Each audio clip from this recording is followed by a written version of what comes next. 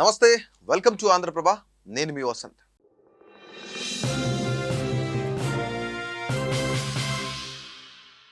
గతంలో పెద్ద నోట్ల రద్దు విషయంలో ప్రజలు ఏ విధమైన ఇబ్బందులు ఎదుర్కొన్నారో మనం అందరం చూసాం.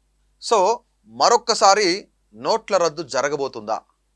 అసలు జరిగితే మళ్ళీ ఎలాంటి నోట్లు రాబోతున్నాయి, ఏంటి పరిస్థితి అనే దానిపైన రిజర్వ్ బ్యాంక్ కీలకమైన ఆలోచన చేస్తుంది.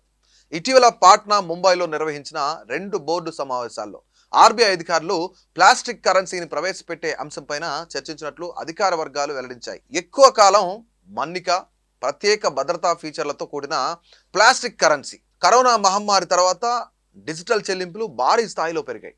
అయితే అందులో చాలా వరకు చిన్న చిన్న మొత్తాల్లో యూపీఐ ద్వారా జరిగే లావాదేవీలే ఎక్కువ. ఒక మోస్తరు లావాదేవీల్లో నగదు చలామణియే ఎక్కువ.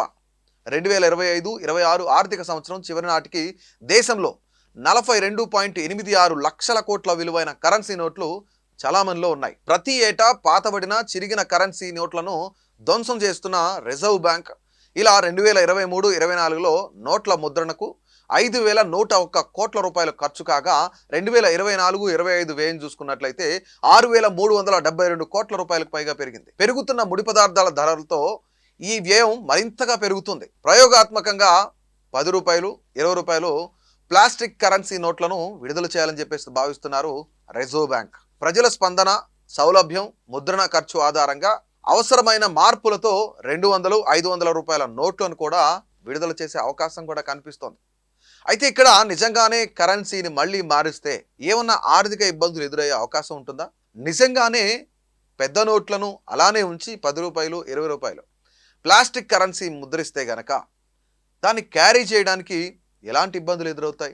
ఒకవేళ గతంలో లాగా మరొక్కసారి పెద్ద నోట్లను ఎట్లయితే రద్దు చేశారో ఆ సమయంలో ప్రజలు ఎదుర్కొన్న ఆర్థిక ఇబ్బందులు ఏంటో, ప్రజలు ఎదుర్కొన్న ఇబ్బందులు ఏంటనేది మనం అందరం చూసాం.